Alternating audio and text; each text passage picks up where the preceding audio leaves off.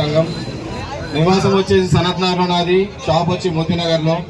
అందరికీ పేరు పేరున ధన్యవాదాలు. ఈరోజు ఇక్కడ మనము నిరాశను తెలుసుకోవడానికి కారణం ఏంటంటే ఇప్పటిదాకా పెద్దలందరూ మాట్లాడారు.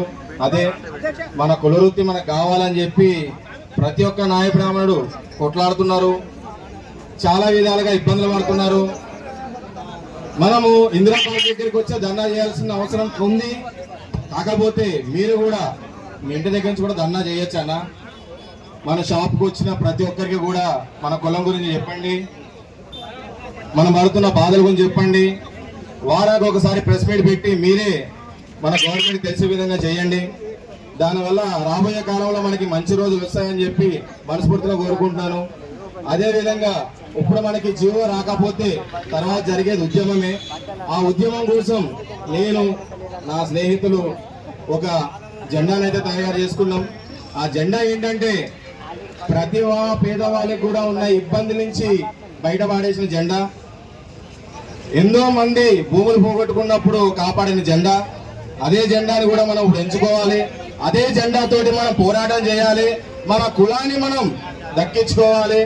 అగ్ర కులస్తులకి చేతులు దాటకుండా మన తల్లికి మనమే అడ్డంగా నుంచోవాలి. ఈ స్టేజ్ మీద ఆ జెండాని చూపించడానికి నాకు చాలా గర్వంగా ఉంది, ఆనందంగా చేస్తున్నా. కాబట్టి జై నాయి, జై నాయి. నరసింహ రాన్న పైకి రా, ఇక్కడ ఉన్నారన్న. ఓపెన్ చేయనా? ఓపెన్ చేసి ఒకసారి చూపి, ఇది ఇప్పాలి, ఇది అలా.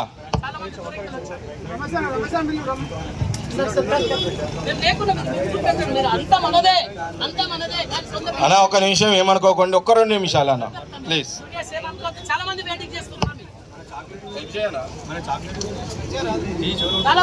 వెయిట్ చేస్తున్నారు. దయచేసి దూరంకెళ్ళి వచ్చిన వాళ్ళంతా మాట్లాడి వెళ్ళాలి.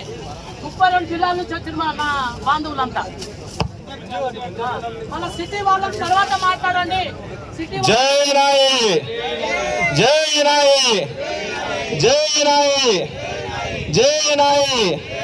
ఈ జెండా చూపించడానికి నేను చాలా గర్వపడుతున్నానా. ఎందుకంటే రాత్రి నా భార్య 6 సంవత్సరాల నా కొడుకు కూర్చొని జెండాను తయారు చేసారు. ఈ బాధలు మనము ముందుకు వెళ్ళాలంటే మనకు సంఘాలతో పాటు ఉద్యమ పోరాటం కూడా కావాలి. అప్పుడైతేనే మన హక్కులు మనం సాధించుకుంటాం.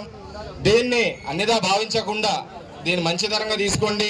కుదిరితే మీ బండ్లకు పెట్టండి, కుదిరితే షాపుల దగ్గర పెట్టండి. ఎంత మంచిగా చేస్తే మన ఉద్యమం అంతా స్టార్ట్ అవుతుంది.